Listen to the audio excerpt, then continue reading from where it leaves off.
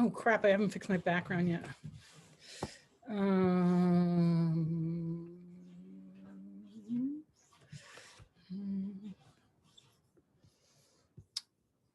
You there, Marie? Oh, no sound.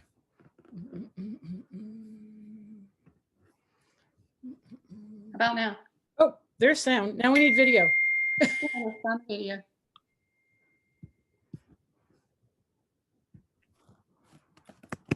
Can't start because your host has stopped it. I just made you co-host. Hang on. Try to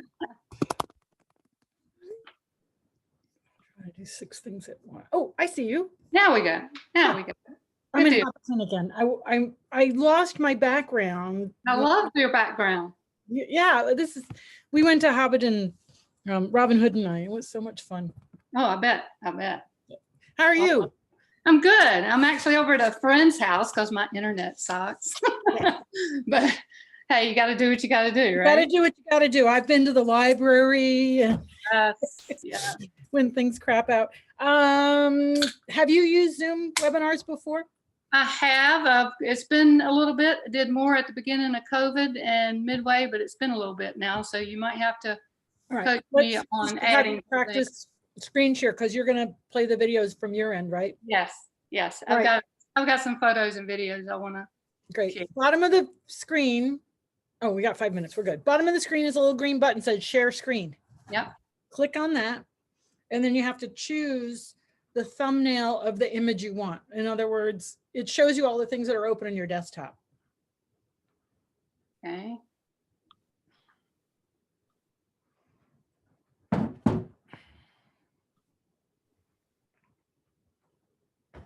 Hang on, it's asking me to do system preferences to here to Oh, okay. privacy thing. So let me get Yep. I'm gonna get a tissue while you're doing that. that. Oh, there's one.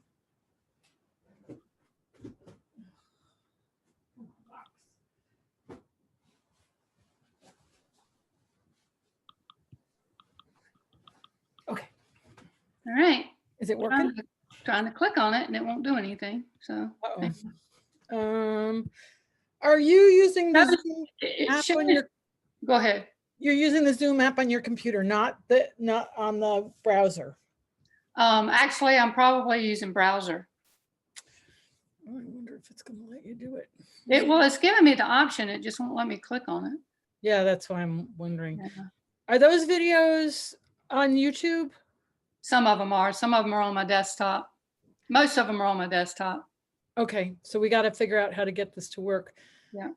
So when you hit share screen, do you get little choices? It says I had to go into preferences, which I have, and I've got an option to do a checkbox for Zoom, but it's not allowing me to check it.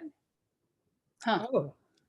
That's interesting. I tell you what, let me find, well, yeah, I am on Zoom on. Well, you're on Zoom because I see you.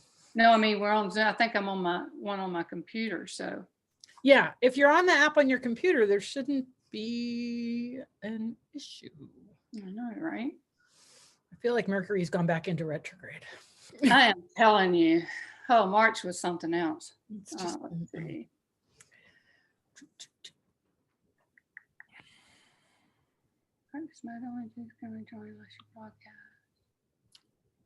Oh, it just went live. Why did it do that? I don't know. I think you just clicked something. I didn't. Let's see. Bear with us, anybody signing in. We're getting some technical difficulties we're sorting out. Let's see. I made you co-host, so you should be able to, yeah. Now, it's got stop video, but I'm trying to get my option of share screen again. Let's try this again. Keep saying.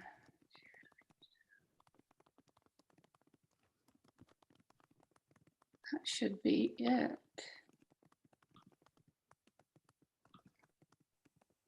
Open system preferences.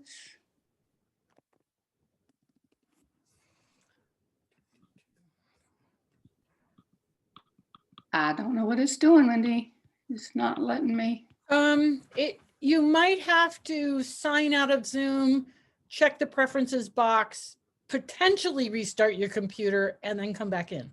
Okay, I'll try that. Okay, what kind of computer? A Mac. Oh, okay, yeah, try that. Okay.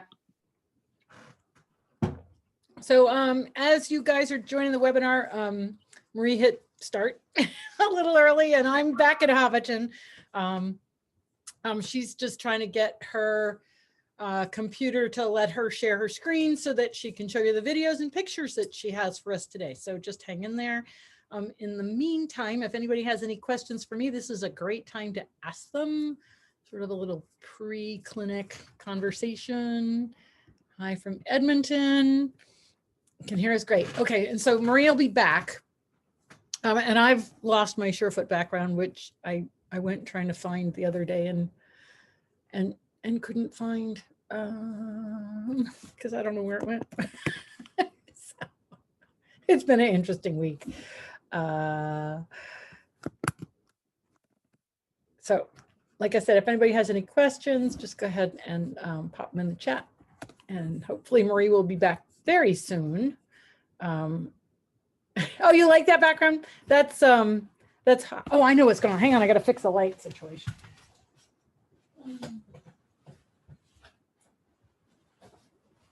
It's like, why is it glary? It's glary because I had a light on that I have to keep turned off. So if anybody is a fan of Lord of the Rings and The Hobbit, this is Bilbo Baggins' house. We went there to New Zealand in 2019 in October, and it's an absolutely, the gardens, which you can see, the gardens are absolutely beautiful. They're so well kept, and I was so jealous. I've been watching Poldark. If anybody's heard of Poldark, Killy, the elf Killy in The Hobbit is Aidan Turner, who is Poldark. Very handsome guy, and really amazing series, BBC. Okay, we're just waiting for Marie to come back in. And so 50 degrees, wow, 50 degrees. And so Rhonda, do you still have snow? Is all the snow gone? You had so much. So I'm hoping Marie will be back soon. And we'll just give her another little bit. Because she's just trying to sort out her, she couldn't share her screen. 80 degrees last week, no snow.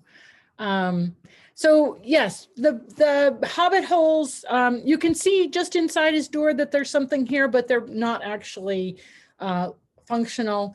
They did all the interior scenes in the Hobbit holes in a studio. There is one Hobbit house that we were able to step into, but literally that was all we could do was step into it. But there were Hobbit holes that had, they had smoke coming out of the chimney, so we knew there was a fire in there, and some had like beehives and honey jars in the front, and it's just so well done. And of course, I read the books a million years ago and loved the stories, and so it was really fun. And I'm hoping Marie's coming back. It's only 2 minutes after, so we'll give her a little bit more time. And in the meantime, I'm still trying to find my old background. So if anybody has any SureFoot questions, just go ahead and pop them in the Q&A, and I can answer those while we're waiting for Marie. And I'm hoping she will be back shortly. She disappeared a lot further than I expected. So it's been one of those days today already. It just seems to have started out with a mad dash. How's everybody else's Friday going? Oh,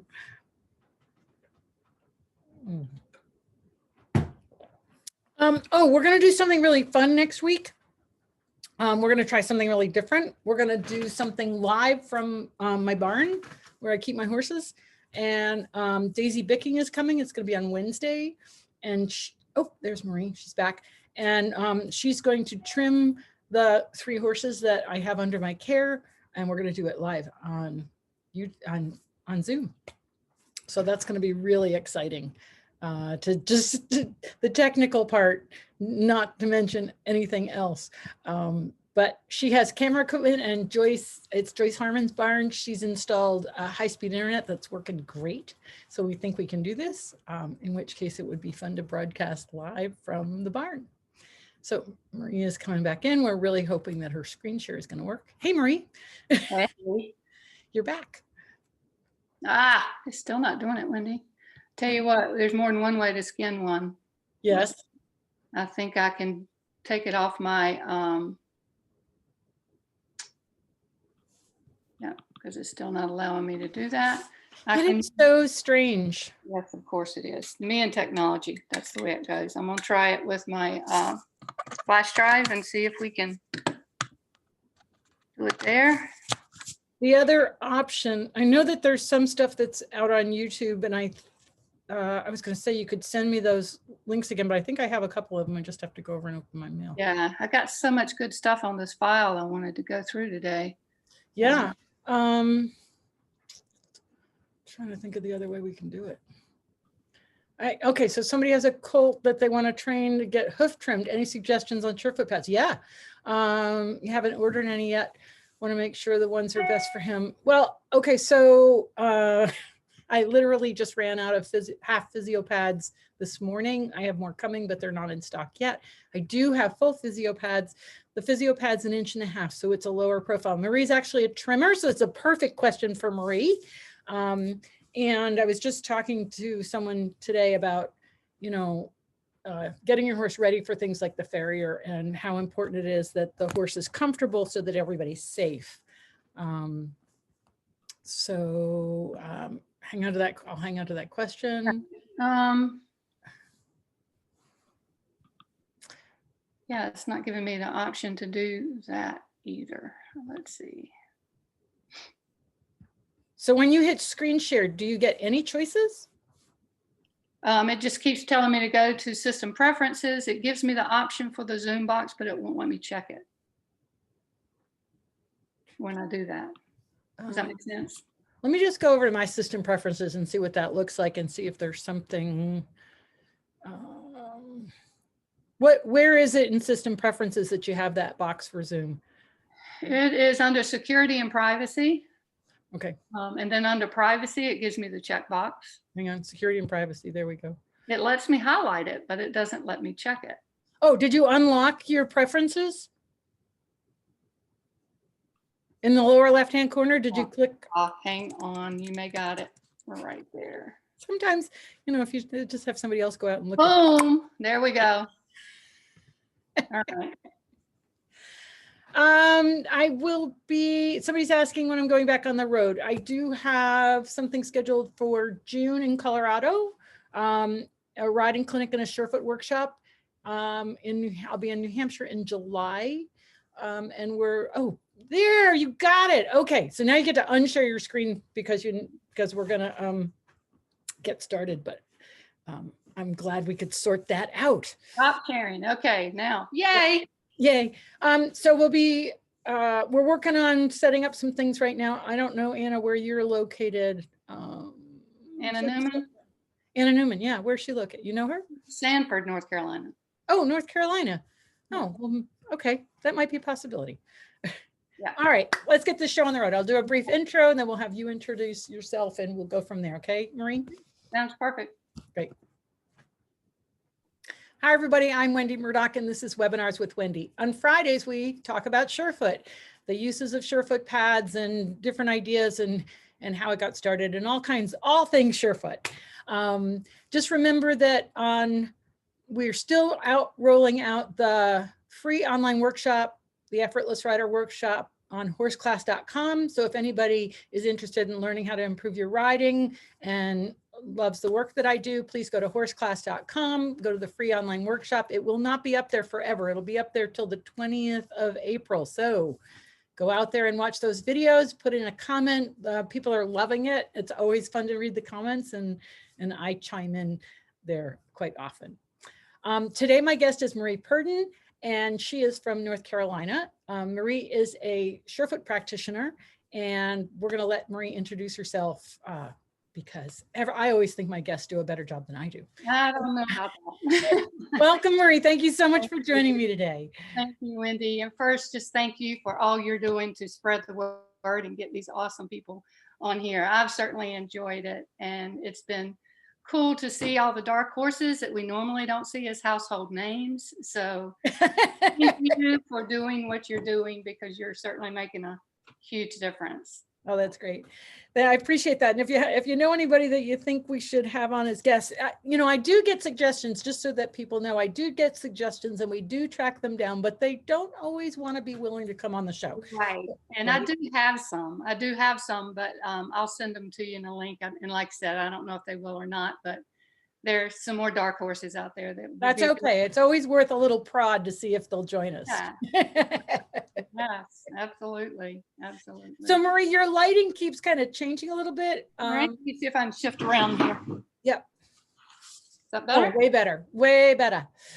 It's sitting by the door so I can have a connection here. Okay. No, that's significantly improved. Yeah. All right. So Marie, tell us a little bit about you. Well, I was raised in northeastern North Carolina, and my dad was a farmer and entrepreneur, and my granddad built a old general store, so we were raised in that.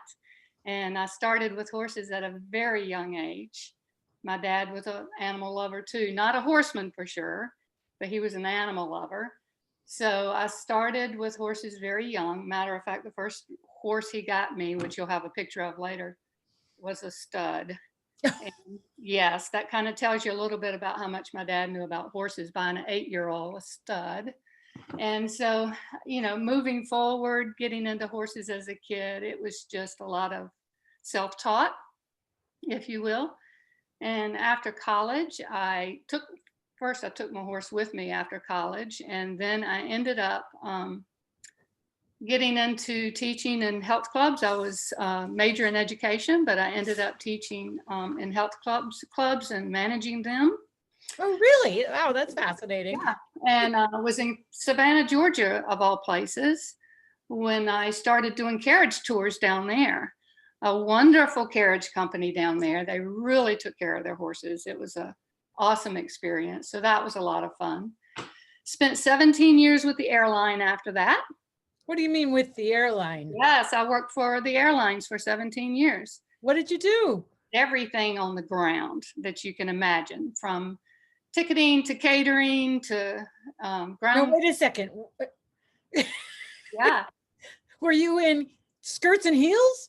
Oh, you bet. Unfortunately, there for a while until they allowed us to have flats. But yes, I worked on the ticket counter, I worked in baggage, I worked in load control, catering, all over the airport for 17 years. Yeah. Wow. This is one of the things I love about these interviews, because you learn about things about people that you would have never found out otherwise. And Yeah. I have to say, you're the first one that has come on that has worked for an airline. Yeah. And done those kind of tasks. The first thing people ask is, did you fly? And I'm like, no, I didn't fly, but I enjoyed the benefits. So I stayed on the ground and enjoyed the benefits. So I did do a lot of traveling when I was with them. But I ended up leaving the airlines mostly for health reasons. I took a leave and also wanted to get into doing something with horses if any way possible. I just kept having that pull. And so I left the airlines and, enjoyed my horses, started selling tack at trade shows, doing anything I could, to be around horses. And that was going okay for a while. And then I met a homeopath that just changed and rocked my world. And she was really instrumental in helping puzzle solve what was going on with my health issues. Oh, And a lot of things that I had gone through with conventional as well as natural doctors. And she describes it like peeling an onion. The body will show you what's most important to work on. And you take care of that, then the next thing will show up. So she was so helpful in giving me more awareness on self, a lot of self-awareness, opened my eyes to vibrational energy and healing. essential oils, dowsing. I was so glad you talked to Sinead the other day, because I'm like, oh, they're gonna think I'm weird talking about pendulums. But yes, I have we've gotten into the with woo me. here. Yeah, I carry it with me everywhere I go, and I use it in my teachings as well as every day in my own. And then after that, I was introduced to natural horsemanship, mainly because a horse I had that really needed a little more than what I could give him.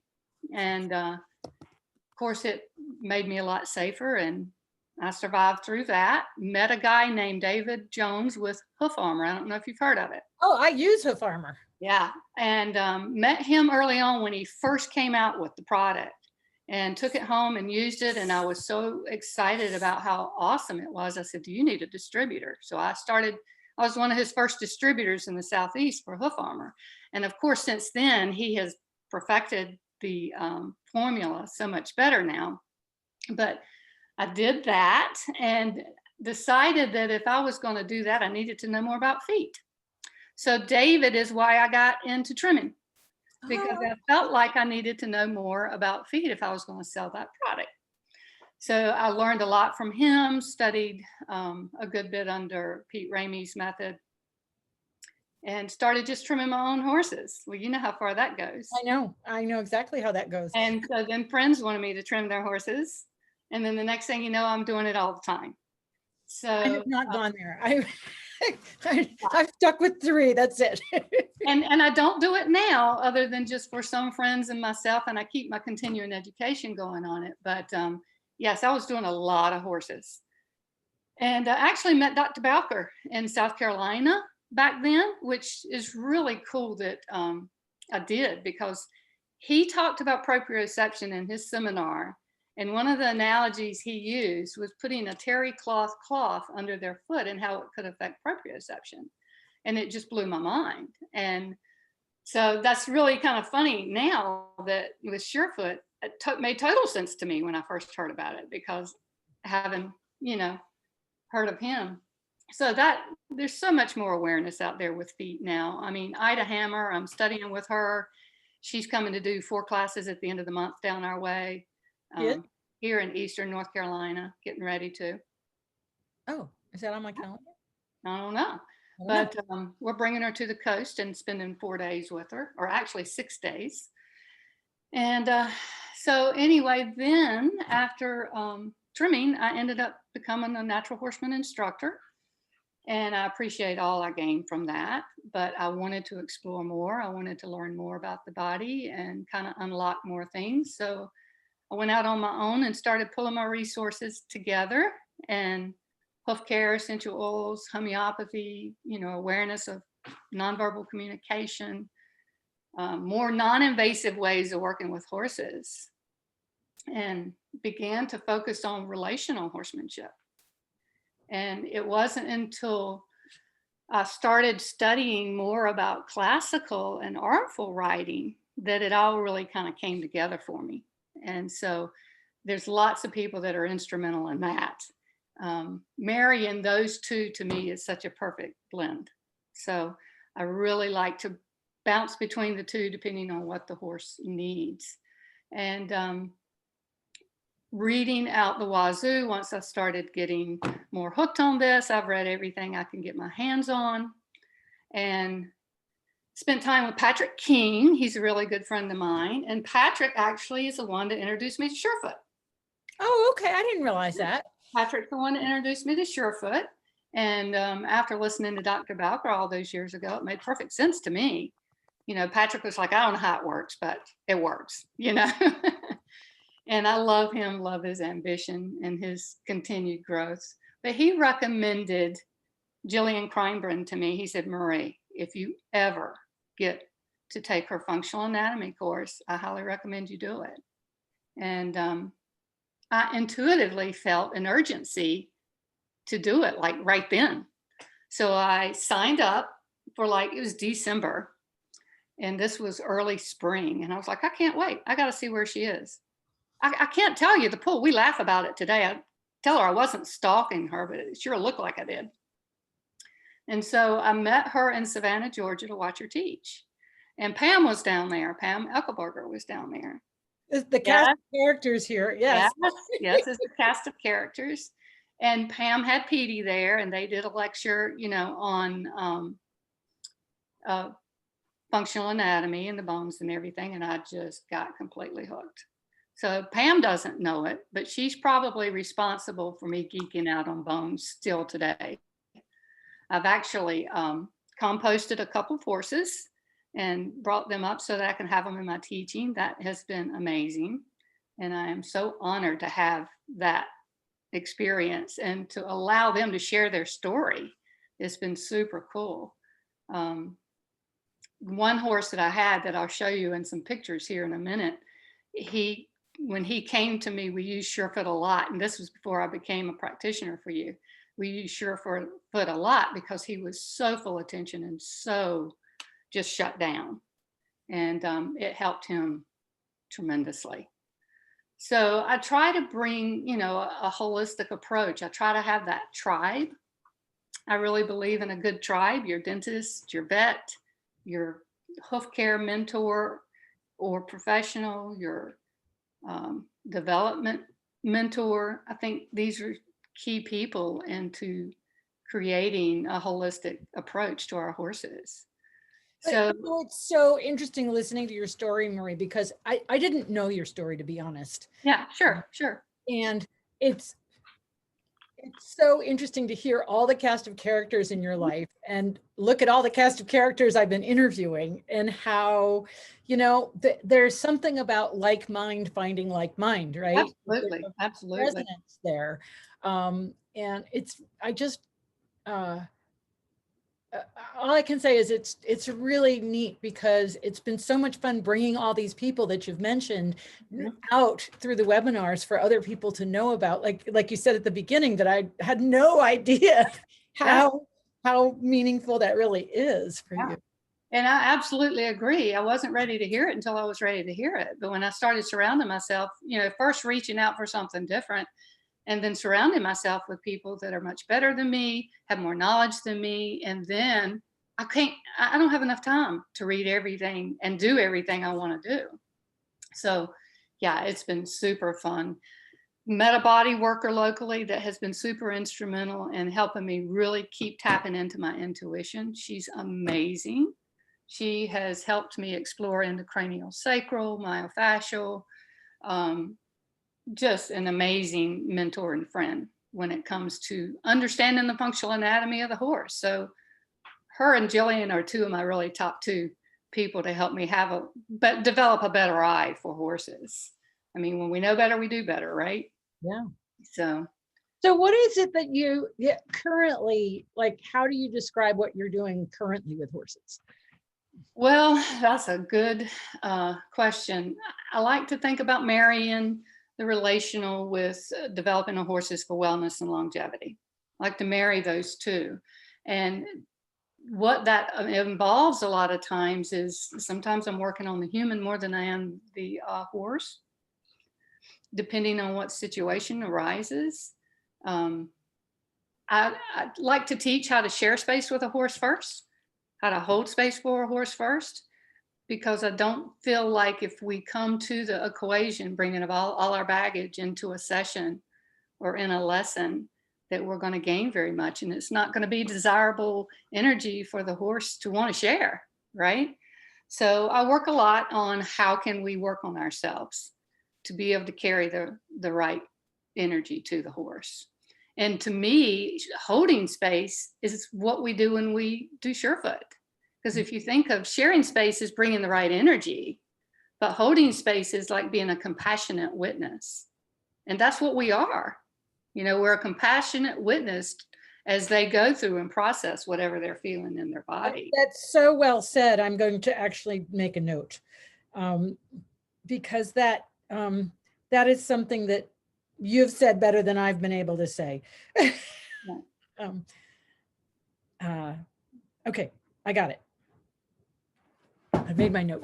So when I do privates, it's an individual thing. Most people have studied with me, but if I haven't taught people, I like for them to do a clinic because I do partial classroom where I go over a lot of the healthy movement, go over a lot of the things that are the human's responsibility, not just what they need to do in their body, but energetically.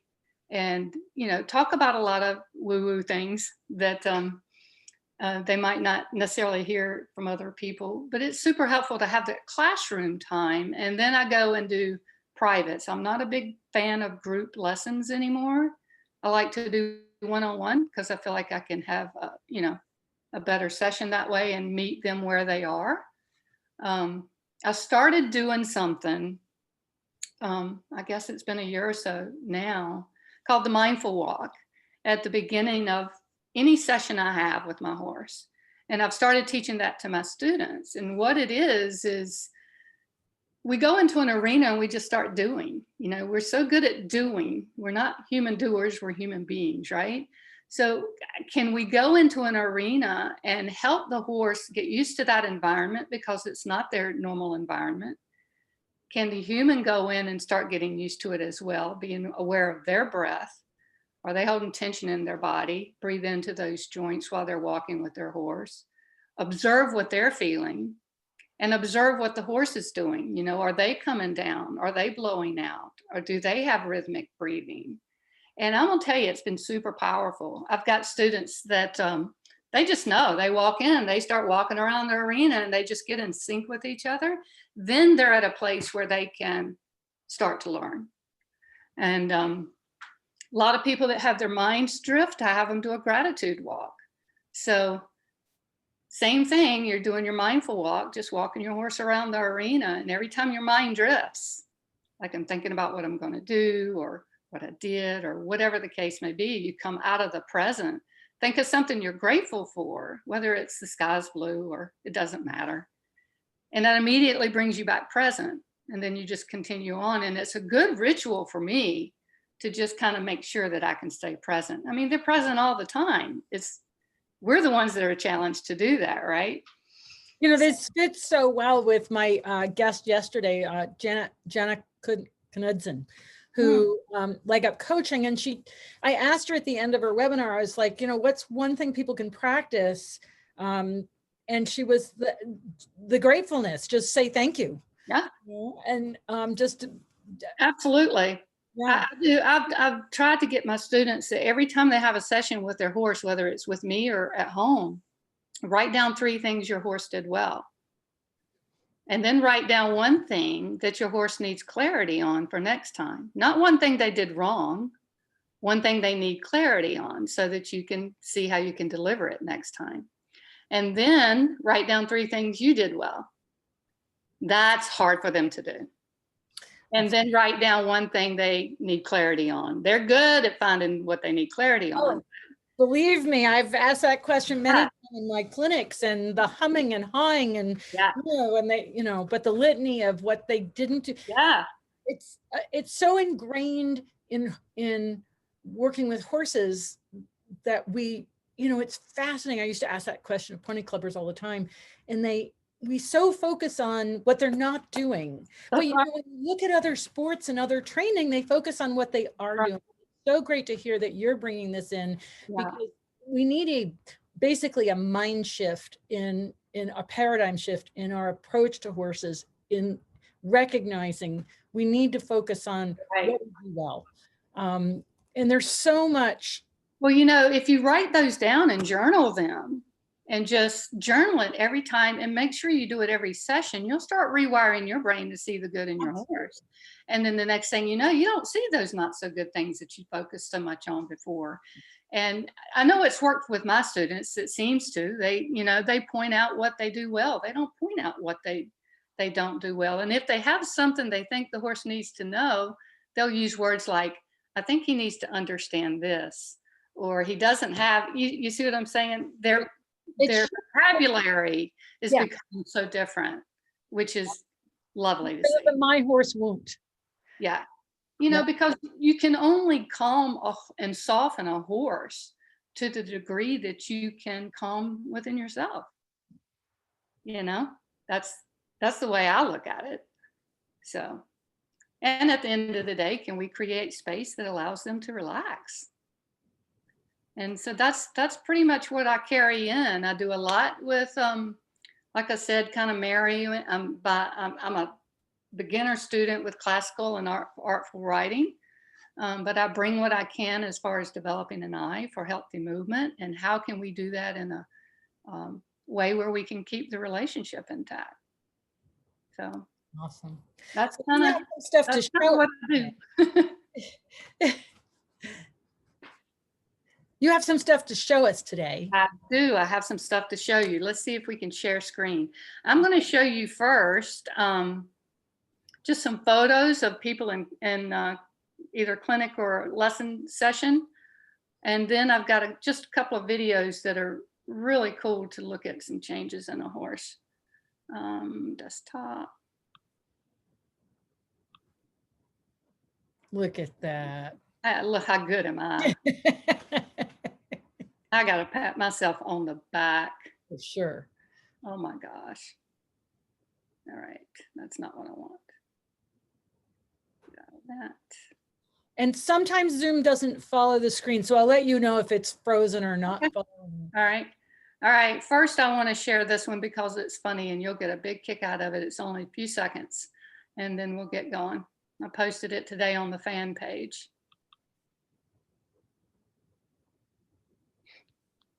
Yep, we're good.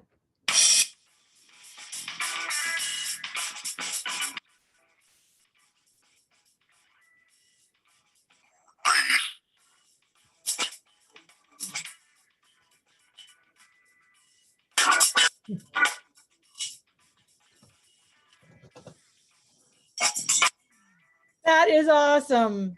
Isn't that awesome? Yep. Oh, how cute. Ozzy? He is a border collie. Oh, he's got brown.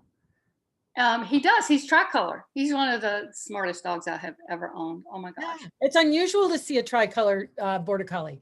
Yeah, he is amazing. I'm going to start with this horse because this has been a while ago, but it was a very interesting weekend for this horse, if you will. She's a super internal horse. Can you just make it big? Yeah. Okay. Was really challenged by clinic environments. And so what really helped is I think I just gotten the pads from your practitioner course. So I had all of them, thank goodness. And she had no forward. All she wanted to do was just stop and be on the pads.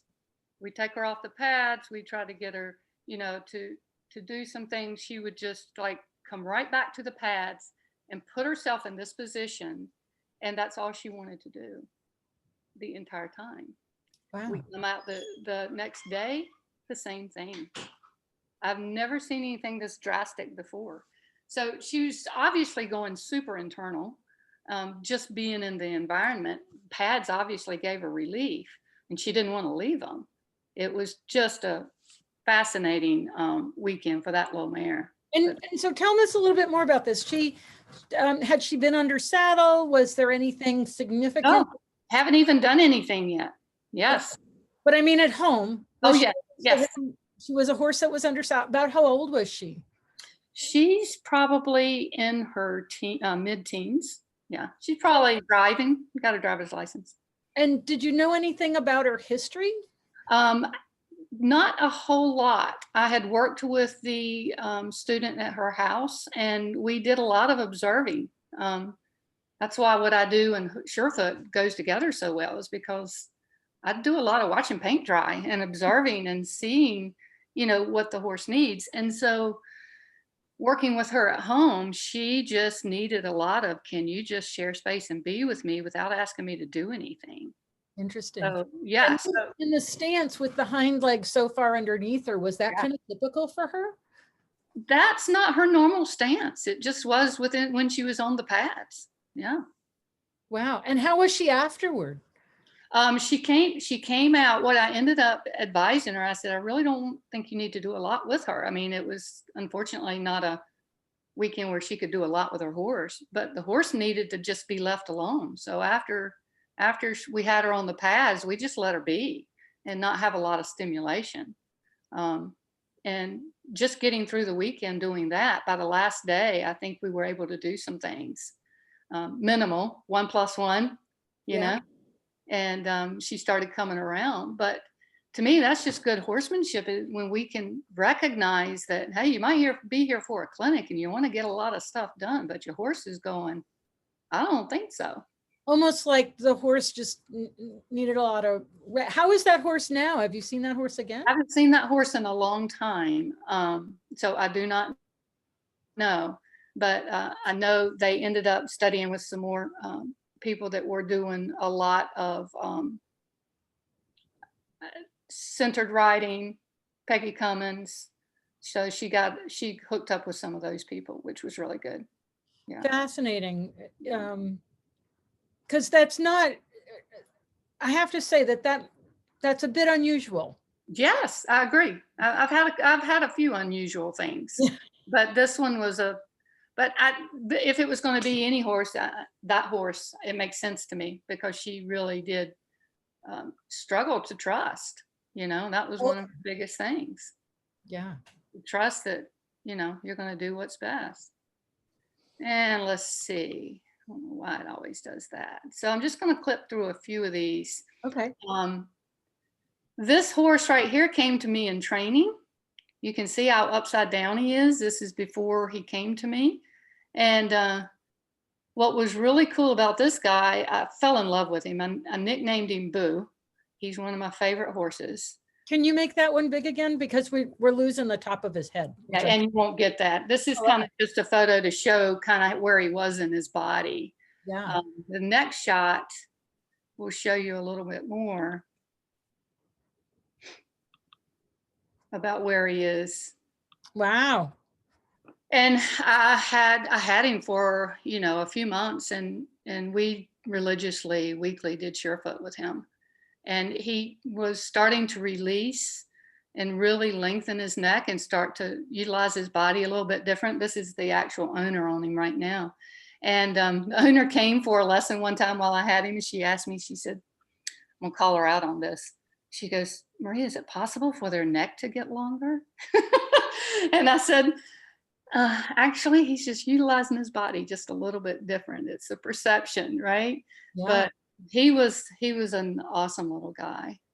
So how often did you use SureFoot with him? Probably a couple of times a week while he was with me. Yeah. And was there any particular pattern, or was it just kind of different? Did it differ every time? It differs, and I'll show you how I like to do it. Let me get out of this screen. There it goes. I'll show you how I like to do it. I either like, if I can and have horses that know me, do it at liberty. But if not, I also like to do it in a way where, here's a good one, and Annie's perfect at it. She goes, that one, and is very emphatic about it. I'll show you a video of that, of her doing that. If I can get this to come up. So I'd put them out in kind of a half moon or a circle, and I walk the horse and let them choose for the first time. And then if they don't choose, then I just offer something to them, right? But the first time, I like to see if they'll choose. I mean, they're super smart. If they've been on them before, they're going to choose what they want. For sure. And she's brilliant. This is my Mustang. She came out of Nevada. This is my Mustang, and she is so clear in the one she wants. The one day she said, I want the pods. And she's never been on them before. And she stepped right up there like she'd done it a million times. So I'm just going to walk around with her. And as you can see, the pads are just there for her to choose from. See, she'll just pass them, and it's like, yeah, she might kind of sniff at that one. Yeah, no. And then she'll get to this one. And see, I'm asking, does she still want to go? And she goes, no, that one, thank you. And she does it every time like that, every time. So that's how I like to do it if I can. Introduce them where they can choose to start with. And I think that gives them the option. This is a little guy that, and I don't even think she knows that I'm going to show these, but this little guy We did a lot of sharing space and just waiting for the processing after the release in a Liberty session. And it was so obvious that he just wanted to let down. We had done some SureFoot. He immediately goes into a flat layout, and that's not uncommon to happen in my clinics for horses to just lay flat out. And he goes directly into this. Wow. And stayed there for a very long time. And it was not like, oh, I want to go down and roll. He went down immediately and just rolled over. You know, this is fascinating because for horses to put themselves in this position around people means they have to feel incredibly safe. Yes. And that you are going to watch out for them. And that was a session we worked on just that. We worked on, hey, let's do less and see what he offers. And it was almost like a thank you, you know, it was almost like, thanks for the slowing down. It was really, really nice. Wow. Let's see what I got here on the photos.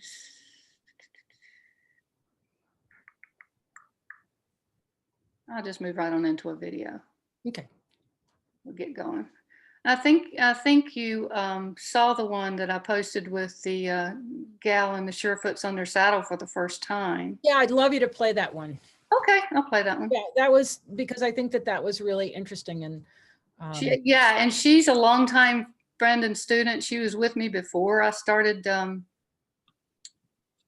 before I even left natural horsemanship. She's been an awesome student. But this mare is a super sensitive mare, and it's really been cool to watch her and Abby slow down within their time together. And the pads, she's been on them on the ground many times. I'm going to show you in a minute. Is the video playing? Because it's not playing at our side. Not yet. I was going to, before I play it. No problem. Just checking. Sometimes Zoom's. Yeah. But I've also brought this horse's feet back from a really bad place. And so when I started using SureFoot with her when she was at my place, I used her for when I trimmed her. And so she was used to the pads on the ground, but she had never been with someone in the saddle, at least not this person. So Right. Here's a good video. And I like to hear Abby's explanation of it.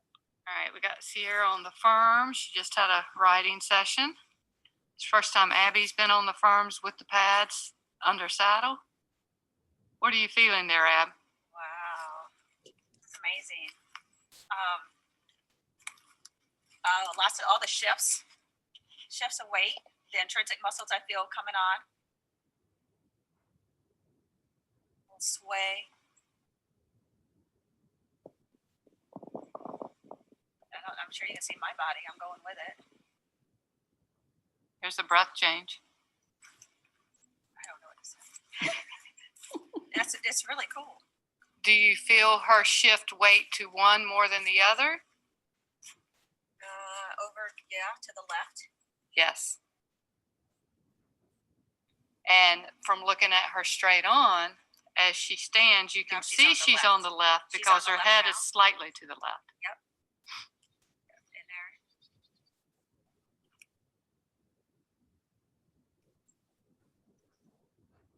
I could feel a lot more than what I would have thought. I love that because that's so true. I tell you, it almost makes it, you really understand the importance of your seat.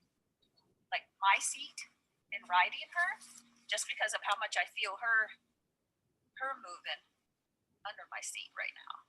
It's interesting.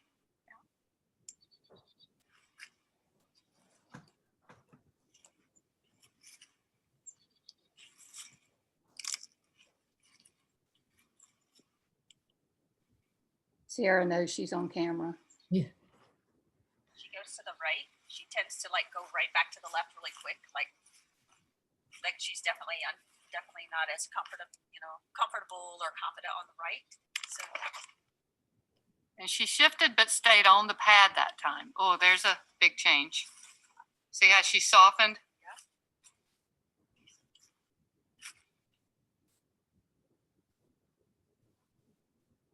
Just make sure you're breathing make sure you're checking your joints, and wherever you're stiff, soften. Breathe into the joints that are stiff.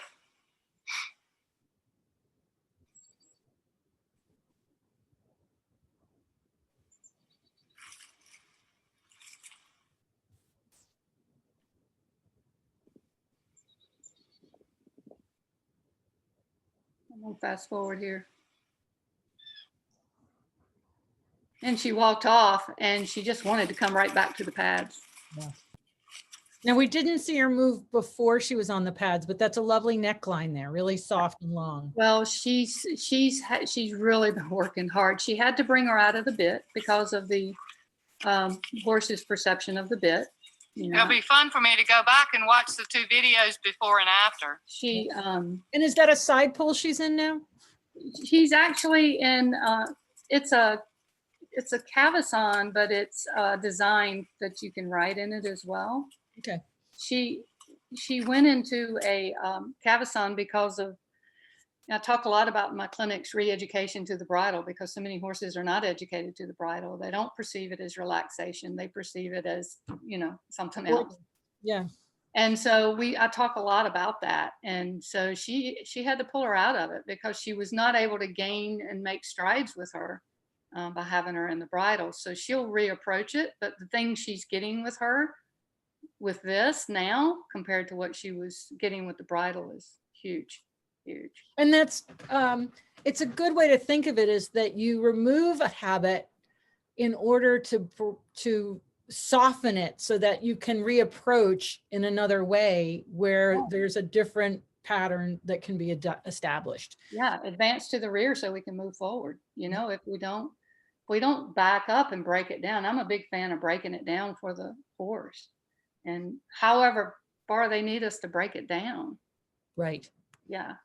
But that was a really cool session with her. It was really fun. And you know, one of the things that I've said over and over is that when you're actually sitting in the saddle and you feel a horse on SureFoot pads, there is so much that you don't see that you can feel, and it so changes people's perceptions. And she was so classic in her description. Yeah. And this was actually after having some body work, the same mare. She's a lovely mare and is just so sweet. It's just nice to see her kind of peel the onion of this mare. I love it. I do want to get to my little guy that's had some. So you let me know how my time's going, because I have another video. How we doing? You're fine. You have plenty of time. Okay. This one is a horse that, and I've got to go to YouTube too. Okay.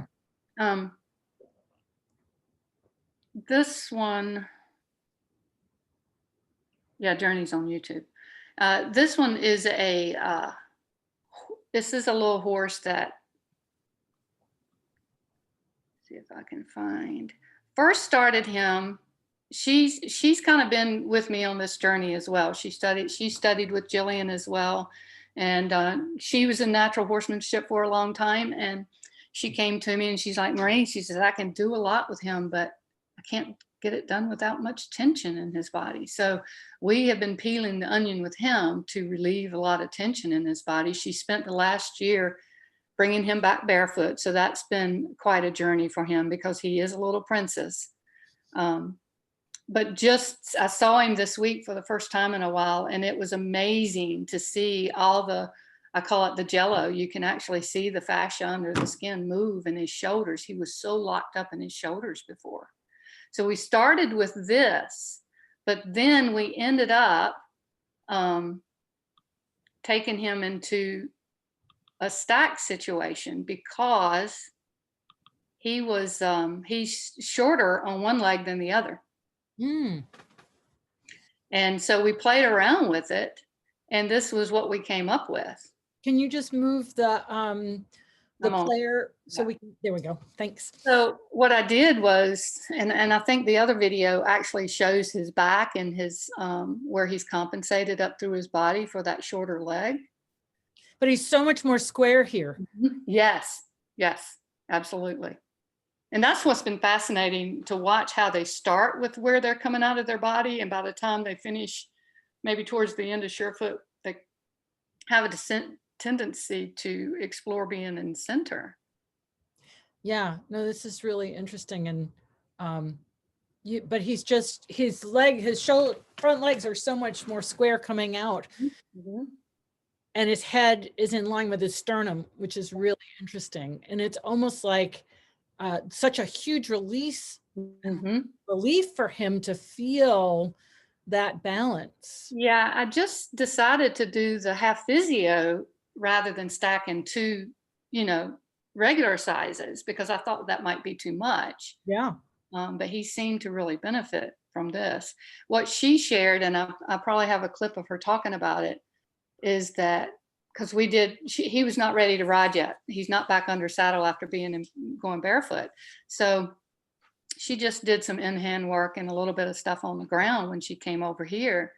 And she said he felt like he was lighter in the front. It felt like he was shifting his weight more to the hind after he was on the pads.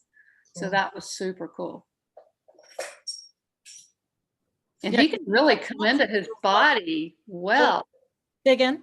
I said he can really come into his body well. He still has a tendency to let everything hang out when he's standing around, but when he's moving, he's learning to utilize his body a whole lot better.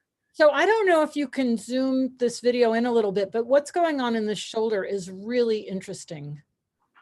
Let's see. You might be able to just pinch and yeah, it's not letting me do that. Can you just take it back then? Just take it back yeah. to that side shot of his shoulder. Because just slowly drag your cursor. Okay. You'll see a lot more when you just slowly drag it. But what you can, it's like I'm trying to climb into the screen. There's so much going on in this shoulder. Hang on, trying to grab. Here we go. There we go. Like there's swaying, but you can see this, how do I describe it? Like he's got pretty strong definition there at the top of his upper arm, but there's something going on in that shoulder that he's getting quite a relief from. And, even if he's been short right fronted, that means that there's been a torque on that left shoulder. Yeah. Right. And so there's like, if the weight's dropping down right. Oh, right there. You see that? Yeah. See the scapula move? Exactly. Yeah. That's like going by. It's like, ooh, hokey pokey. Yep. Yeah. Really. But you can see how much is shifting between the ribs and that shoulder. It's really interesting. And yeah, he's experimenting with the whole placement of the rib cage relative to actually feeling more square, if you will, between the front legs. Yeah. And he seemed to, I think it was this one, where when he would shift weight, he would actually completely unweight the other foot. It might be this one or the other one. And he only did that on one scenario. All the others, it was just a shift of weight, but. Yeah, where you actually started to see this shoulder is quite different, isn't it? Yeah, it's in a bit of shadow, but that's nice when he turns his head. He lets us see more of it. There's so much more definition in the scapula on this side. Yeah.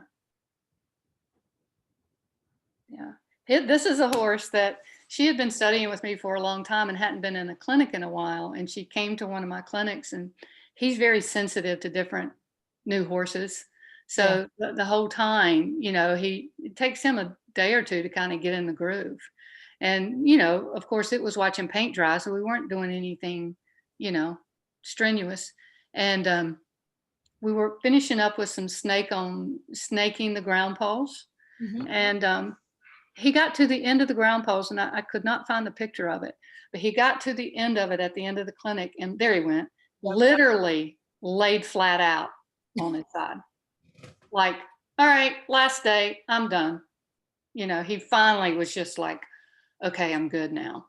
But he's very sensitive to other horses. One of the things that I've having done SureFoot this long now, one of the things that I keep finding, and I think you're reinforcing, is that when we look at these horses, we think they're okay, but really they are stressed. Exactly.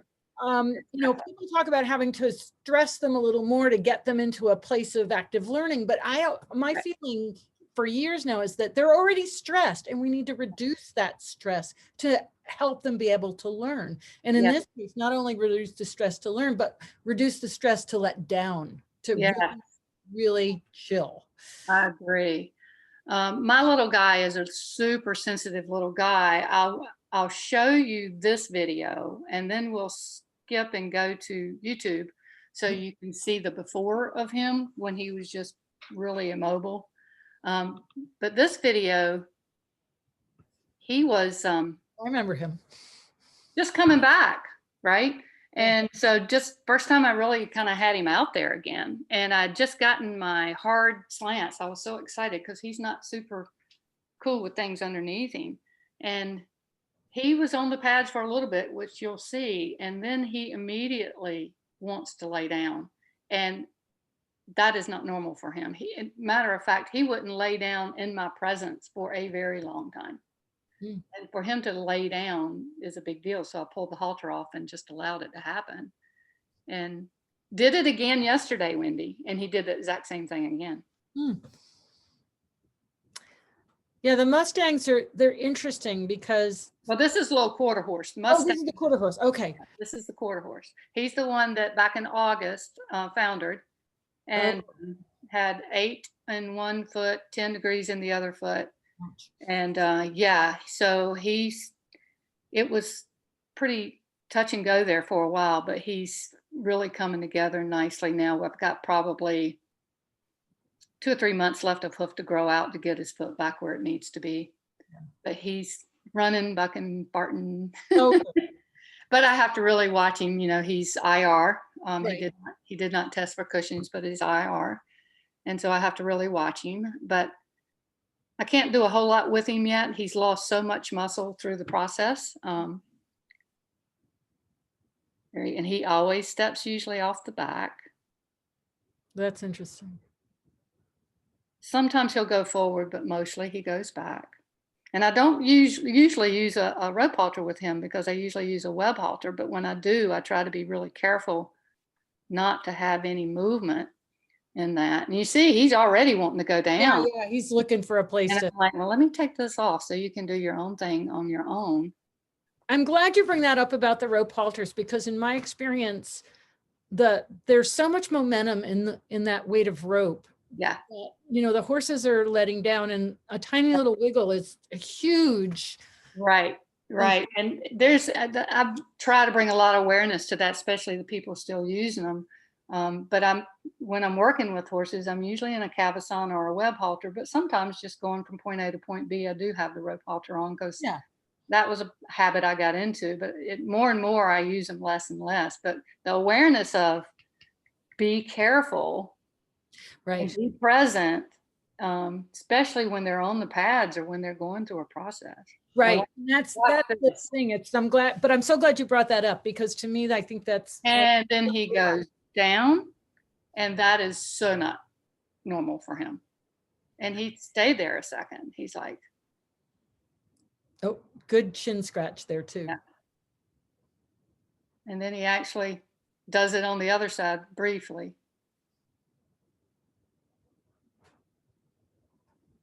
And he's like, okay, I'm done. I really think when they do that full body shake or when they roll, it really resets the body. Yeah. They got all that stuff and all those changes, you know, and just leaving them alone and allowing them to reorganize their body to the changes that have just happened. And he's, but yeah, SureFoot has been super helpful. So let me clip to. So while you're doing that, let me ask you a question as a trimmer and a owner of a foundered horse. What do you find works best in terms of the density? Well, I use the physio all the time when I'm trimming. I don't use them so much when the larger pads when I'm trimming, but I definitely use that to support, especially if I've got an arthritic horse or these horses that have learned to really lean or they have some imbalance, especially in the hind end. A lot of times they'll put more weight on you in the front, especially. And I have found that, let me move you. You're in the way there. I got to get you out of the way. Oh, okay. I'm doing pretty good though, Wendy. You I'm are doing great. kind of proud of myself here. You just don't know how hard technology is for me. Listen, that's been half the battle with most of my guests, okay? But for the laminitic horse, what did you find? I'm going to show you that video. He, SureFoot, full playlist. Here we go.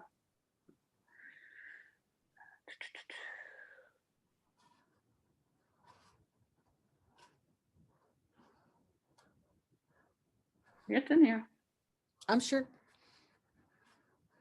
Yeah, and using it before the trail with this guy was huge as to how he could relax.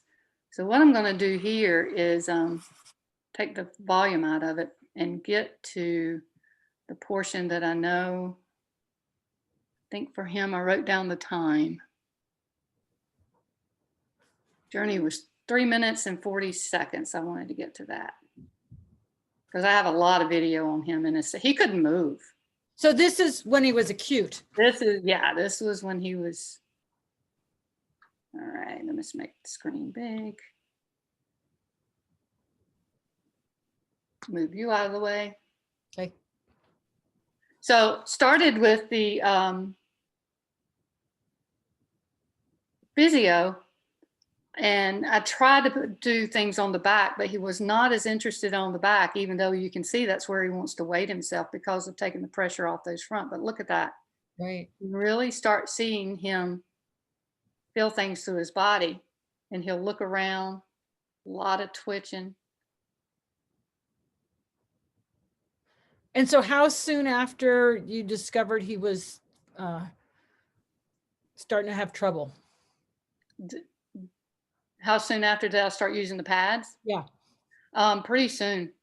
Because this is the questions that I get a lot is, can I use SureFoot with my horse that's you see how he's gingerly walking off. He can has barely. laminitis, and I mean, I advise them as best I can, but I'm not dealing with acutely laminitic horses. Yeah. Like I want to be really happy about that. Yeah. That's the problem, right? Right. And to me, it's if the horse wants it, they want it.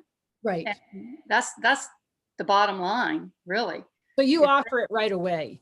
Yeah, but I offer it right away, and if they want it, but I definitely don't force anything on them. Right. And so you started with the half physio pad there, but already that stance has changed. Mm-hmm. Mm-hmm. Yeah. Yeah, because he's not nearly, he's more square. Mm-hmm. Yeah. Yeah. He's so cute. Yeah, and that guy, let me go back here to him under here.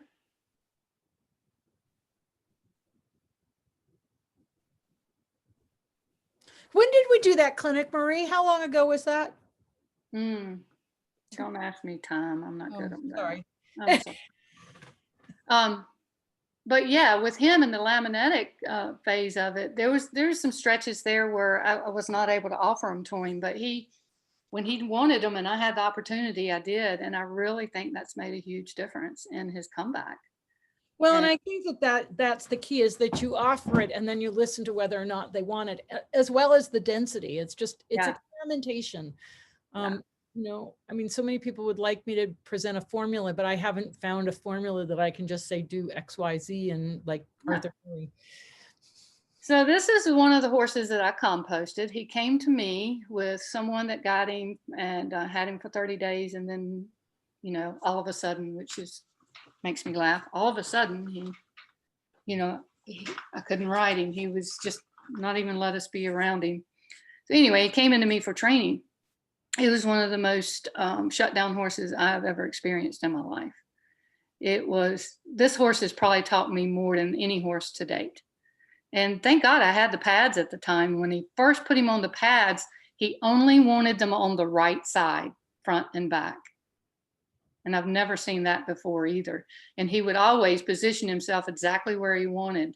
He had a lot of arthritis in that right knee, but I thought that was interesting how he positioned himself. But yeah, he ended up trusting people again before I had to give him his dignified departure. He had come so far emotionally, and to me, that's a huge win. So, you know, And why the decision to euthanize him? he actually, I had him, gosh, 3 or 4 years, and when he had the big breakthrough trust-wise with people, then he started showing us all his pain. Ah, And he just could not overcome a lot of things, and I just could not do it, you know. So I made the decision, and you'll appreciate this. The day that it happened, I went out with him. He and I had already had lots of conversations about it, and he was ready.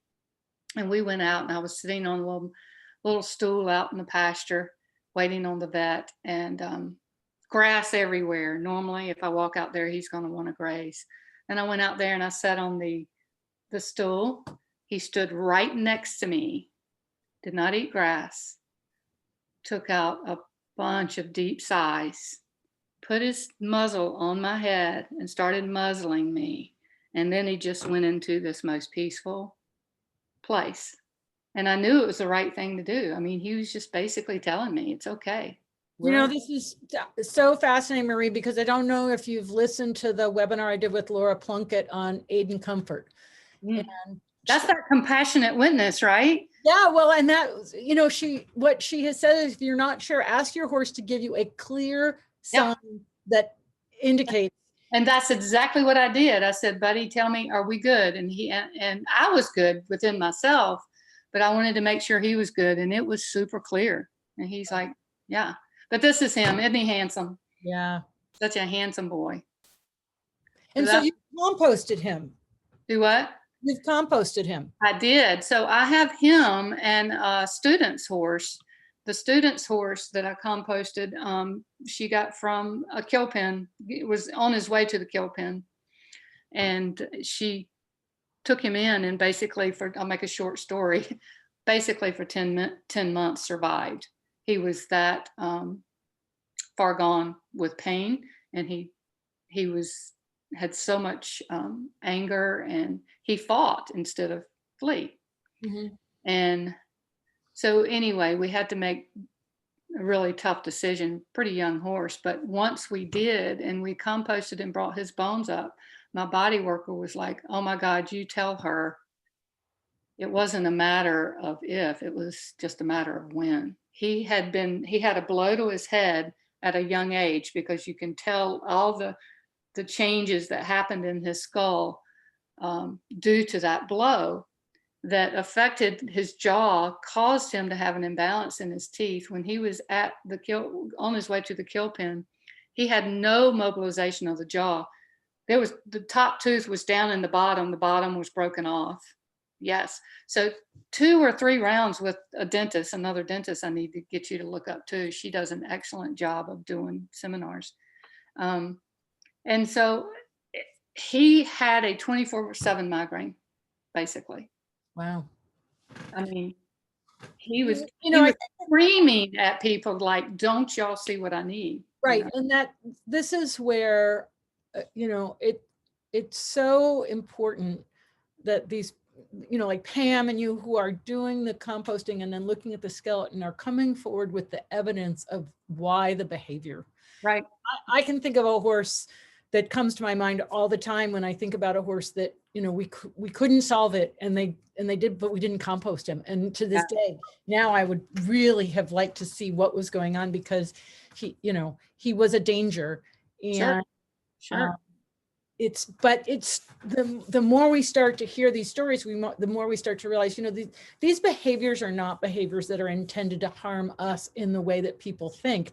They are behaviors that are expressing, I am hurting. Right. Right. And yet, that hasn't been, until recently, that hasn't been in our psyche to say, wait a second, this is a behavior that is screaming out of pain, as opposed to this is just a behavior. Yeah. And, it's very rare that I see an issue where it's a behavioral issue. It's I try to take away, is there a pain issue? Is there what is going on here? But usually it's just the horse doesn't understand, Right. or communicating well enough that the horse can understand. Yeah, pain. Bottom line is you can't hear what they have to say. Yeah. You can't get quiet within yourself. Yeah. So Pain and lack of understanding and, are the most common reasons for the behaviors that we see. absolutely. I would absolutely agree with that. Yeah. Um, And there was a third that I had in there, but I've forgotten what it is, but it fits in. yeah. So here is I just actually had this horse recently. I don't know this horse. I've never even given him a lesson. Let's see which one it is I'm supposed to do, but it was fascinating to watch him. Let me turn this down. Very mouthy, that spatial horse that's always looking for, I kind of think of a mind horse, a spatial horse, or a pressure horse. And that spatial horse is looking for clarity. They kind of tend to be mouthy horses, always all over you like a cheap suit. To me, they're looking for you to give them answers, right? A lot of times, or there's pain issues. And this horse, I think he carries a good bit of anxiety, and he's really young, getting started. And this was a fascinating first time on the pads for him. Look at that. Yeah. But watch what he does.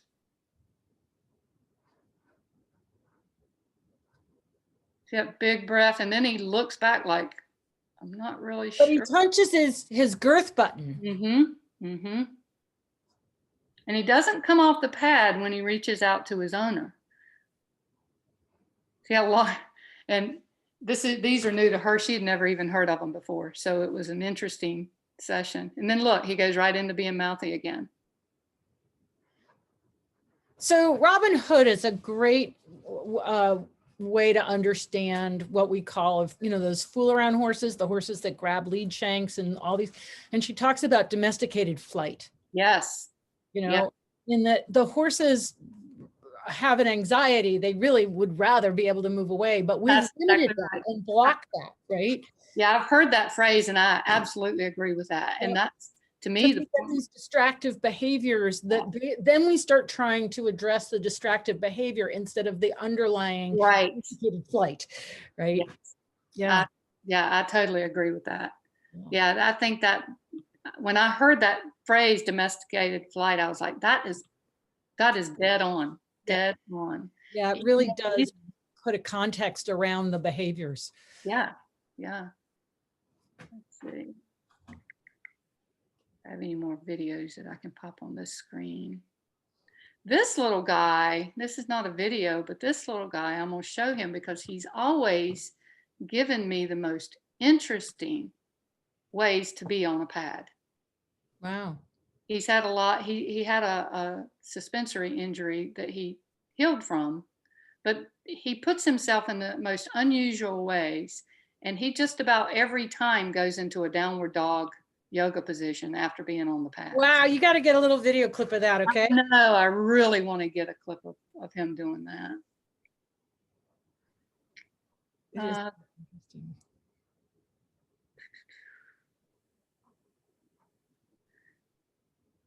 This guy just recently as well, look at how he put himself on these rear pads. Yeah. And then I'm going to show you a picture how he ended up. So he started like that. And then he, not too long after that, went to this. And then stayed like that for quite some time.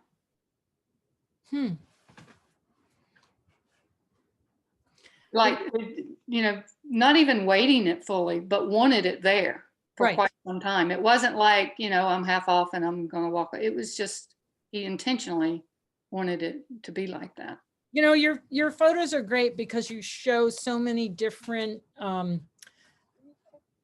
configurations isn't the right word, organizations of the way horses stand on pads. And I think that, so often, like when I'm trying to, do like on the website so that people can see the product, it doesn't necessarily show so like this is the canned version, so you can see what the thing is, but these are really great because this is reality. This is, you know, horses will push the pads around, stand on one, not stand on another, take different kinds of postures, which we would look at and go, wow, that looks really uncomfortable. How many times have you thought that to yourself? Wow, that looks really uncomfortable. And yet they're getting something out of that organization that we'll never understand.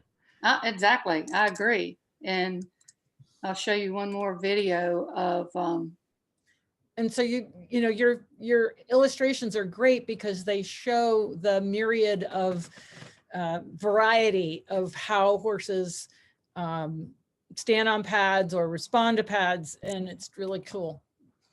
now I started doing the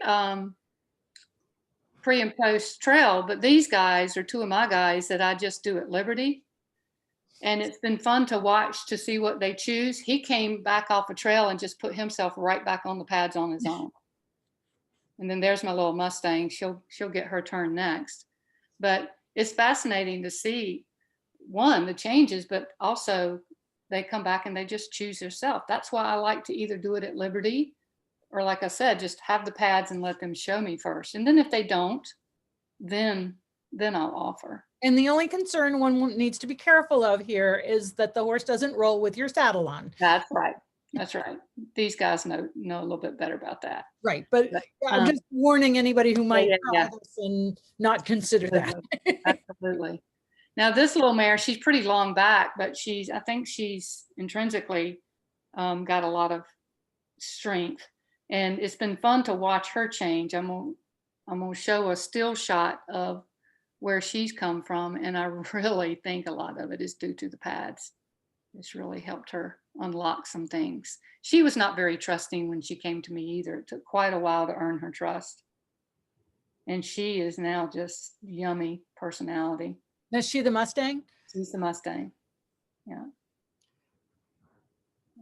She goes pretty deep pretty quick. Yeah. She just drops right in as soon as she's on them. Now, did she put herself on? Yes, she put herself on these. Wow.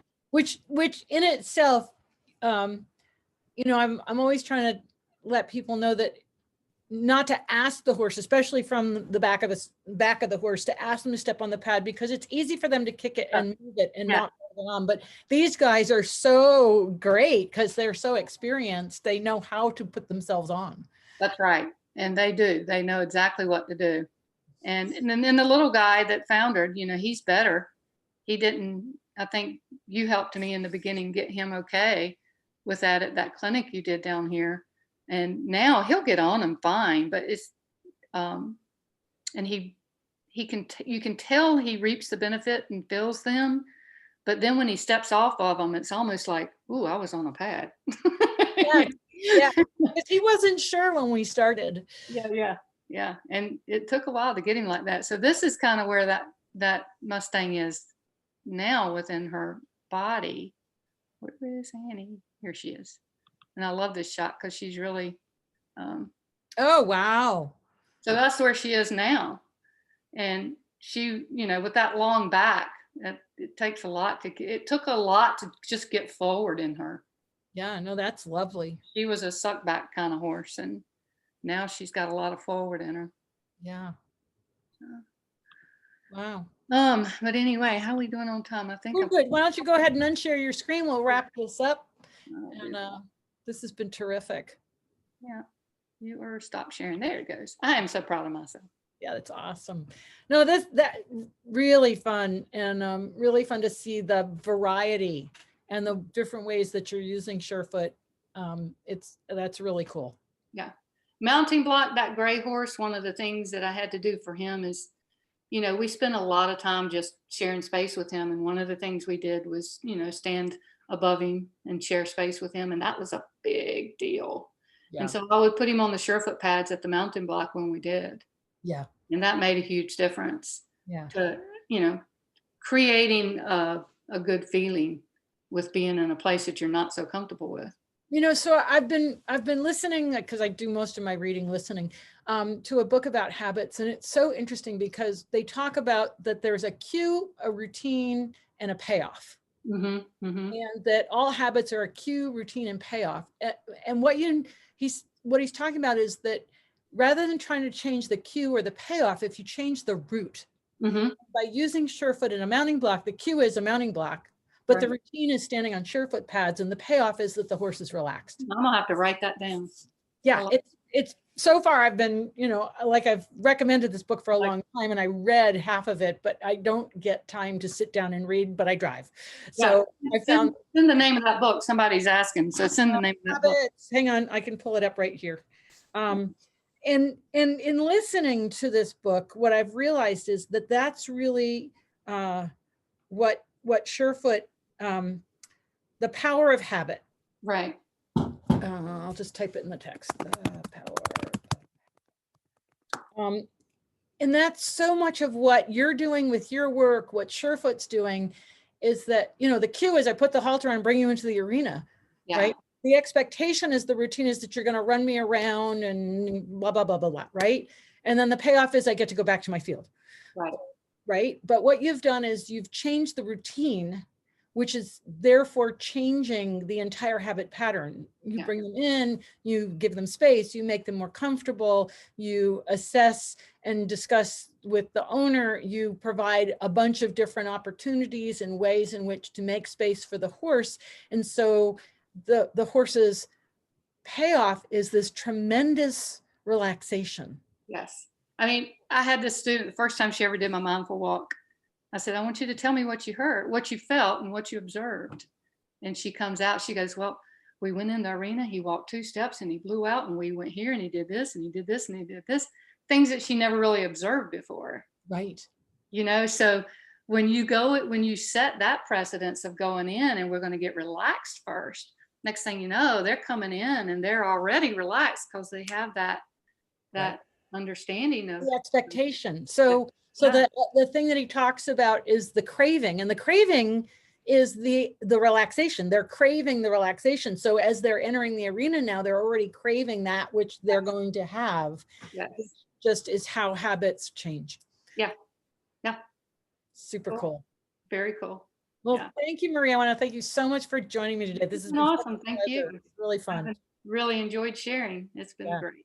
Yep. All right. And so everybody just have a fabulous weekend. Remember to go to horseclass.com and sign up for my free workshop. Go to SureFoot Equine YouTube channel and subscribe so that you get a notification when I put up videos, because I don't always put them up immediately after the webinar. Things happen in my life. And stay tuned for next week, because it's going to be such a blast to do the first live Zoom webinar from the barn with Daisy Bicking. We're going to have a whole cast of characters there. So we're thinking about having a little cocktail party at the end, but that will probably be off screen. All right. And thank you, Marie. I'm really looking forward to seeing you again sometime soon. Yeah, me too. I look forward to it. We'll have to catch up. All right. Take care, everybody. Have a great weekend. Bye-bye. Bye.